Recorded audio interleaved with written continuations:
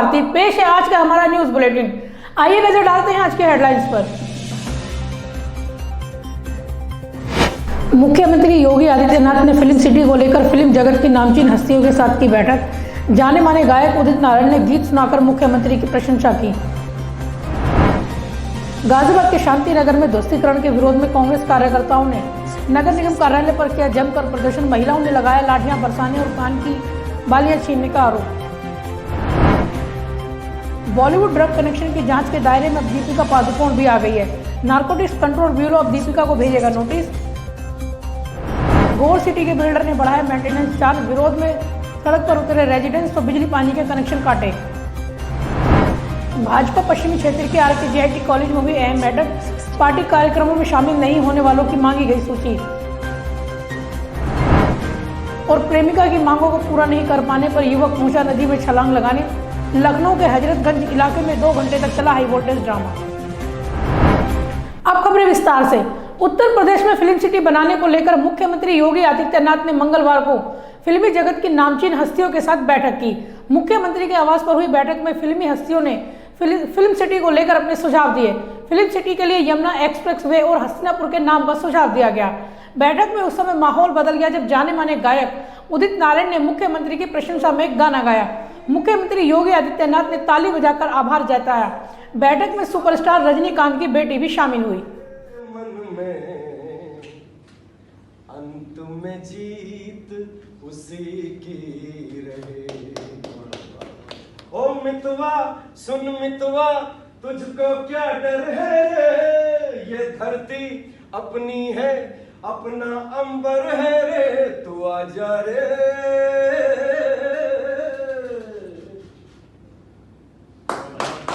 बॉलीवुड में drug connection की जांच जैसे जैसे आगे बढ़ रही है वैसे वैसे नाम आ रहे हैं। अब इस जांच के दायरे में सुपरस्टार दीपिका पादुकोण भी आ गई है।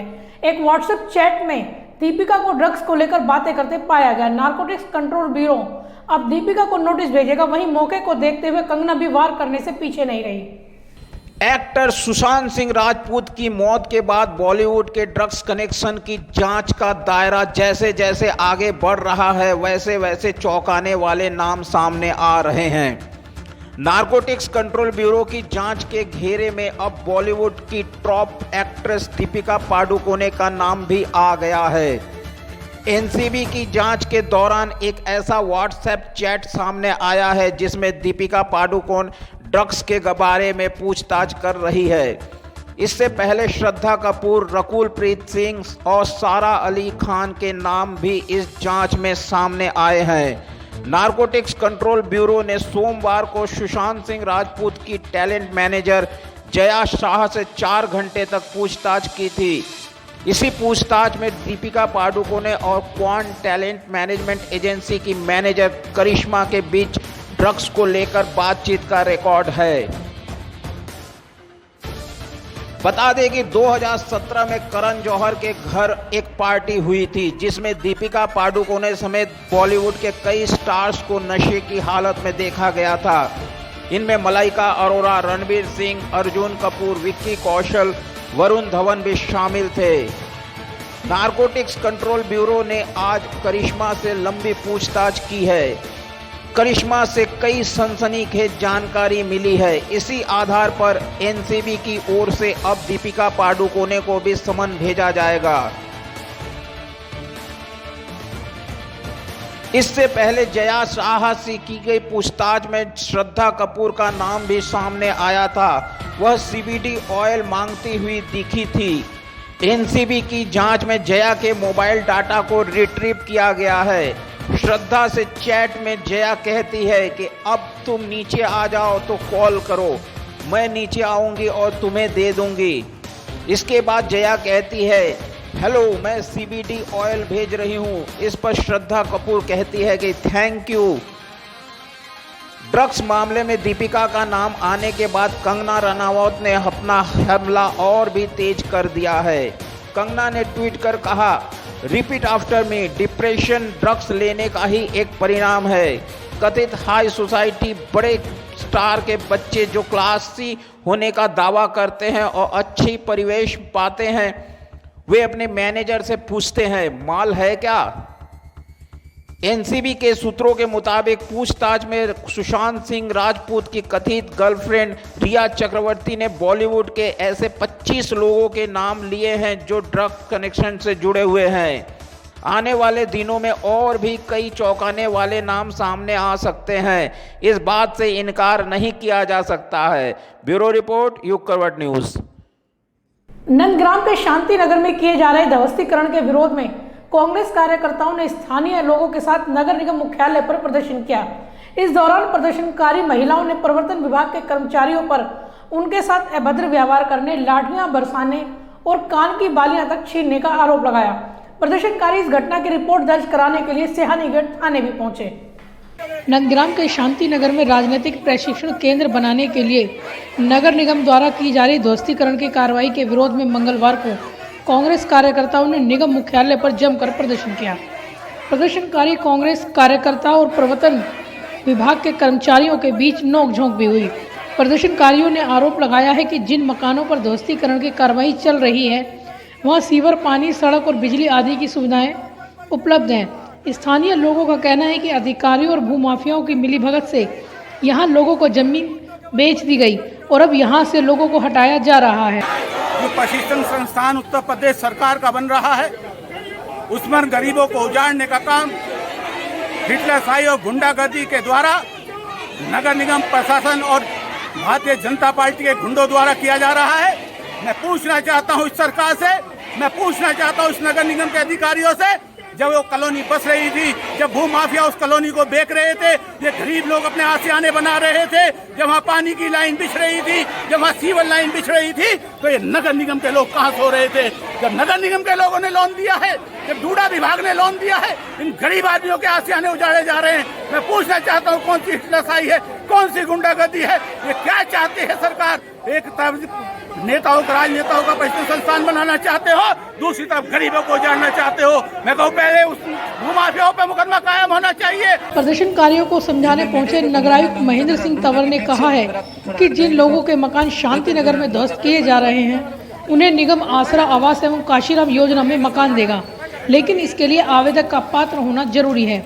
शांति नगर की जमीन पर राजनीतिक प्रशिक्षण केंद्र का शिलान्यास 2018 में हो गया था। प्रोजेक्ट पूर्व में ही लेट हो गया है। शांति नगर में राजनीतिक प्रशिक्षण केंद्र की जमीन पर 101 मकानों को चिन्हित किया गया है। नगर आयुक्त ने कहा है कि इसमें पहले चरण में मात्र 11 मकान तोड़े जाने हैं, इसके अलावा किसी का भी मकान नहीं टूटेगा। नगर आयुक्त ने लोगों से अपील की है कि वे सामने आएं और जमीनी धोखाधड़ी कराने वालों के खिलाफ रिपोर्ट दर्ज कराएं।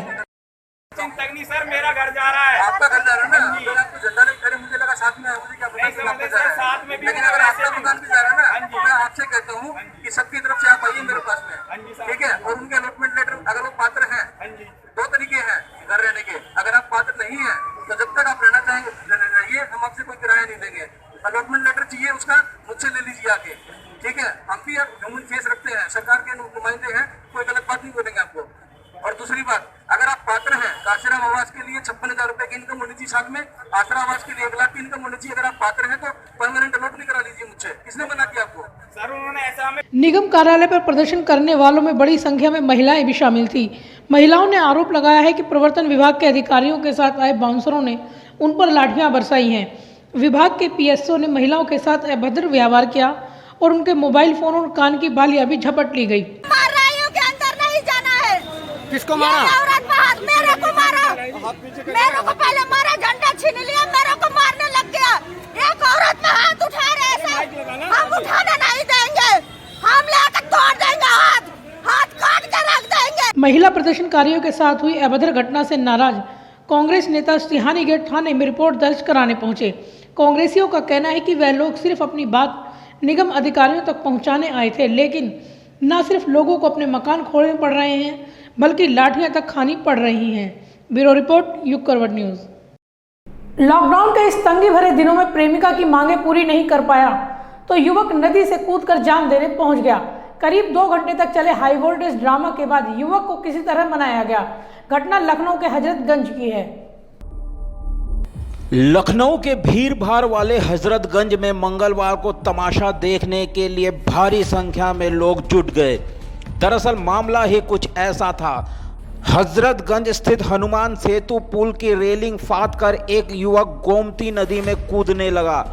युवक को रेलिंग पर चढ़ा देख राहगीरों की भीड़ जुट गई। लोगों ने उसे समझाने का प्रयास किया। इस बीच हजरतगंज पुलिस भी मौके पर पहुंच गई, मगर युवक मानने को तैयार नहीं था। युवक का कहना है कि उसकी प्रेमिका ने उसे धोखा दिया है, लिहाजा वह अब जिंदा नहीं रहना चाहता है। यह कहकर वह नदी में कूदने की धमकी देता रहा।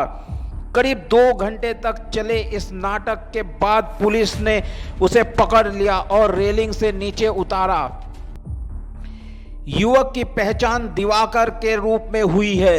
वह कैटरिंग का काम करता था। लॉकडाउन के कारण उसका काम बंद हो गया था, जिसके कारण वह आर्थिक तंगी से जूझ रहा था। दिवाकर का कहना है कि उसकी प्रेमिका नए गिफ्ट लाने का दबाव बनाती थी। उसने युवक का मोबाइल भी छीन लिया था, जिससे वह परेशान हो गया था। मंगलवार को वह खुदकुशी करने के इरादे से हनुमान सेतु पुल पर आया था। हालांकि पुलिस के मुताबिक युवक नशे की हालत में था। ब्यूरो रिपोर्ट, युग करवट न्यूज। ऐसे वक्त जब कोरोना के चलते सभी लोगों की आर्थिक स्थिति बिगड़ गई है, ग्रेटर नोएडा के गौर सिटी के बिल्डर ने मेंटेनेंस चार्ज में 60% की बढ़ोतरी कर दी है। इसके विरोध में हजारों की संख्या में रेजिडेंट्स ने सड़क पर विरोध प्रदर्शन किया, तो बिल्डर ने प्रदर्शन कर रहे लोगों की बिजली और पानी के कनेक्शन काट दिए।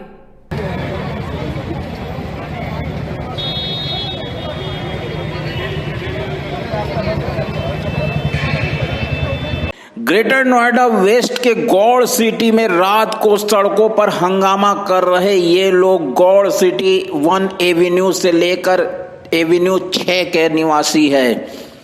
कोविड-19 महामारी के दौर में जब लोग आर्थिक संकट से जूझ रहे हैं, तो Gaur City Greater Noida West के लोगों पर मेंटेनेंस शुल्क में 60% की बढ़ोतरी का भार दे दिया गया।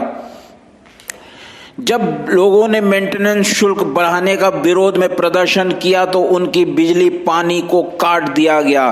बाद में सिक्योरिटी गार्ड भी हटा लिया गया। लोगों को अपनी सिक्योरिटी के लिए खुद ही चौकीदारी करनी पड़ रही है।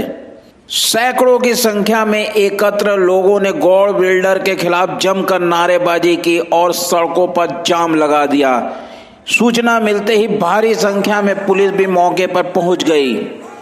इस मामले को लेकर गौड़ सिटी 1 एवेन्यू के लोगों ने डीएम, पुलिस, प्राधिकरण और स्थानीय सांसद से भी शिकायत की है, लेकिन अभी तक कोई कार्रवाई नहीं होने के कारण उन्हें सड़क पर उतरकर प्रदर्शन करना पड़ा।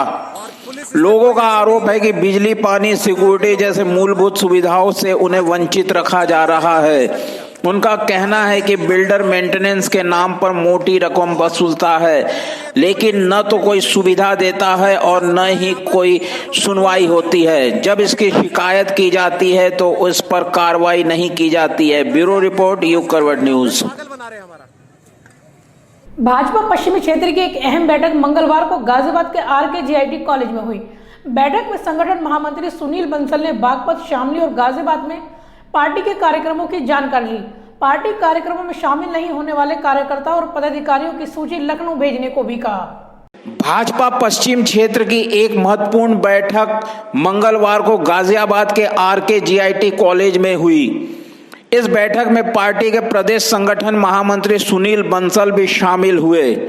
बंद कमरे में आयोजित इस बैठक में बहुत ही कम संख्या में पदाधिकारियों को बुलाया गया था।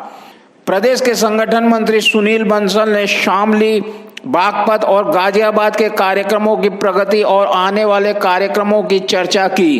पश्चिम क्षेत्र के अध्यक्ष मोहित बेनीवाल ने इन जिलों में किए गए पार्टी कार्यक्रमों की जानकारी दी, साथ ही आगामी कार्यक्रमों के बारे में भी बताया। बैठक में सुनील बंसल ने MLC चुनाव और 8 विधानसभा सीटों पर होने वाले उपचुनाव को लेकर भी दिशा निर्देश दिए। सूत्रों से मिली जानकारी के अनुसार संगठन महामंत्री ने प्रदेश के कार्यक्रमों में शामिल नहीं होने वाले कार्यकर्ताओं की सूची प्रदेश कार्यालय को भेजने के निर्देश दिए हैं। ब्यूरो रिपोर्ट, युग करवट न्यूज। नोएडा के लुक्सर जेल में बंदियों ने कोरोना बीमारी से जूझ रहे लोगों की जान बचाने की पहल की है। कोरोना से ठीक हुए बंदियों ने प्लाज्मा दान कर अन्य लोगों की जान बचाने में मदद की है। जेल प्रशासन की ओर से जेल में प्लाज्मा दान करने का शिविर लगाया गया। शिविर का शुभारंभ कमिश्नर आलोक शर्मा ने किया। जेल अधीक्षक विपिन शर्मा ने इस बारे में जानकारी दी कि थ्रू सीएमओ हम रक्त और प्लाज्मा के लिए शिविर का आयोजन कर सकते हैं। उसके बाद फिर हमने वो पत्र जो है अपने डायरेक्टर साहब को जिम्स को दिया और सीएमओ साहब को अवगत कराया। सीएमओ साहब का कल लेटर आया कि आप शिविर आयोजित कराएं, तो उसी के क्रम में ये शिविर, लेकिन तब तक बंदी ही कम बचे। तो अब सर अभी कितने लोग मौजूद हैं जो डोनेट करने की कंडीशन में है? आज कितने लोग? आज के डेट में हमारे पास 7 प्रिजनर्स हैं जो डोनेट करने के लिए पूछ चुकी। इसका एक प्री टेस्ट होता है, स्क्रीनिंग होती है। तो जो पहले से स्क्रीनिंग जिनकी हुई थी उसमें से 6-7 लोग आज होंगे, और चूंकि टाइम लगता है 40 से 45 मिनट एक व्यक्ति के डोनेशन में, तो आज का दिन तो इन्हीं लोगों में गुजर जाएगा। साहिबाबाद की कई कॉलोनी के उपभोक्ता राशन डीलरों की मनमानी से परेशान हैं। आरोप है कि राशन डीलर उन्हें सामान देने में घड़तौली करता है। इसकी शिकायत डीएम से की गई। कल ही जिले के आपूर्ति अधिकारी का तबादला कर दिया गया। प्रदेश सरकार ने गाजियाबाद के जिला पूर्ति अधिकारी का तबादला कर दिया है। दरअसल यह तबादला राशन डीलरों की मनमर्जी को रोकने में उनकी नाकामी की वजह से किया गया। साहिबाबाद की डीएलएफ कॉलोनी, भोपुरा और दूसरी कॉलोनी के लोगों ने डीएम को पत्र सौंपकर राशन डीलरों की शिकायत की थी। उपभोक्ताओं का कहना है कि किसी को 1 किलो तो किसी को 1.5 किलो चना दिया जा रहा है। राशन लेने गए थे, आप राशन लेके आए हो, आपको चने कितने किलो मिले हैं? 1 किलो। 2 किलो चने मिल रहे थे? पता 1 किलो जी मैं राशन लेने गया था तो वहाँ चने कह रहे थे कि 2 किलो मिलेंगे और 1 किलो से भी कम है इसमें। तो आपने ये बोला नहीं कि हम मुझे 2 किलो चने दो? हाँ सब बोल रहे थे, मैंने ये बोला, वो कह रहे सही दिए, मैंने सही दिए। 1 किलो 300 ग्राम। 1 किलो 300 ग्राम दिया है, जबकि 2 किलो चने मिलने हैं। ये दिए भैया, ये 2 किलो चने मिल रहे हैं जी सरकार की तरफ से, हमें 1.5 किलो चने दे जा रहे हैं और किसी को 1 किलो दे रहे हैं। अच्छा, फिर आपने बोला नहीं कि मैं 2 किलो है 1 किलो क्यों दे रहे हो? मैंने बोला था, कह रहा जी इतने ही मिल रहे हैं हमें, तो इतने दिए जा रहे हैं। 2 किलो में कम है, 2 किलो में कम है, पूरे नहीं बैठ रहे, 2 किलो नहीं बैठ रहे, 100 ग्राम कम है पूरे। अब डीएलएफ के राशन डीलर का ही उदाहरण देख लीजिए। डीएलएफ के राशन डीलर दिनेश की पहले भी शिकायत की गई थी। उपभोक्ताओं का कहना है कि उसके पास सामान होते हुए भी टरका दिया जाता था। इसकी शिकायत जिला पूर्ति अधिकारी से की गई थी, लेकिन कोई कार्रवाई नहीं की गई थी। शिकायत के बाद अब शासन ने जिला पूर्ति अधिकारी का तबादला कर दिया है। ब्यूरो रिपोर्ट, युग करवट न्यूज। थाना फेज 3 क्षेत्र के सेक्टर 123 में रहने वाले एक युवक ने एक महिला की गोली मारकर हत्या कर दी तथा खुद को भी गोली मारकर आत्महत्या कर ली। पुलिस के अनुसार दोनों एक दूसरे से प्रेम करते थे। पुलिस उपायुक्त हरिश्चंद्र ने इस बारे में विस्तार से जानकारी दी। ये थाना फेज 3 को एक सूचना प्राप्त हुई थी कि सेक्टर 123 अंबेडकर कॉलोनी में एक मकान के अंदर 2 शव पड़े हुए हैं। इस पर तत्काल थाना प्रभारी मौके पर पहुंचे और जब जांच की गई तो ये प्रकरण संज्ञान में निकल कर आया। ये प्रताप नाम का शख्स है जो बगल में रहने वाली बीना एक महिला थी, उससे उसका जो है वो काफ़ी दिनों से प्रेम प्रसंग चल रहा था और चूँकि महिला शादीशुदा थी तो इसी क्रम में जो है इसने पहले महिला को गोली मारी, उसके बाद खुद को गोली मार करके आत्महत्या कर दी। मौके से जो है वो तमंचा बरामद हुआ है। फॉरेंसिक की टीम ने मौका मुआयना किया है और आवश्यक विधिक कार्रवाई इस क्रम में की जा रही है। हाथरस में हुए सामूहिक बलात्कार के आरोपियों को कड़ी सजा दिलाई जाने की मांग को लेकर अखिल भारतीय अनुसूचित जाति युवजन सभा ने राज्यपाल के नाम ज्ञापन सौंपा। युवजन समाज ने पीड़िता के परिजनों की जान माल की सुरक्षा व आर्थिक सहायता दिए जाने की मांग की। हाथरस में युवती के साथ हुए सामूहिक बलात्कार के आरोपियों को कड़ी सजा दिलाए जाने व पीड़ित परिवार की जान माल की सुरक्षा की मांग को लेकर अखिल भारतीय अनुसूचित जाति युवजन सभा ने राज्यपाल के नाम ज्ञापन सौंपा। कार्यकर्ताओं ने आरोप लगाया है कि पीड़िता के साथ इस हद तक बर्बरता की गई कि उसकी जीभ तक काट ली गई। वाल्मीकि जाति की एक लड़की हाथरस के अंदर जिसके साथ जो है बहुत जघन्य तरीके से अपराध किया गया, रेप किया गया और उसके साथ मारपीट की गई। मारपीट के बावजूद फिर उसकी जीभ तक काट ली गई। तो उसके लिए हम लोग डीएम साहब को आज ज्ञापन देने के लिए आए हैं। हमारी मांग अगर मानी जाती है, उन लोगों के सभी के खिलाफ़ अगर सख्त कार्रवाई की जाती है तो हम लोग जो है मानेंगे, नहीं तो फिर अगर कार्रवाई ठीक तरह से नहीं हुई तो हम लोग सड़क से लेकर और न्यायालय तक की लड़ाई लड़ने के लिए तैयार हैं। ज्ञापन में कहा गया है कि इस घटना से दलित समाज में भारी रोष है।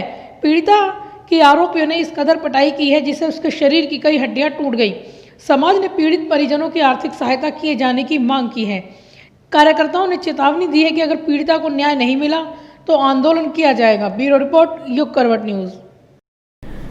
तो फिलहाल बस इतना ही। गाजियाबाद और आसपास की खबरों के लिए देखते रहिए युग करवट न्यूज और विस्तार से खबरों को जानने के लिए पढ़िए युग करवट न्यूज़पेपर। सब्सक्राइब कीजिए युग करवट। नमस्कार।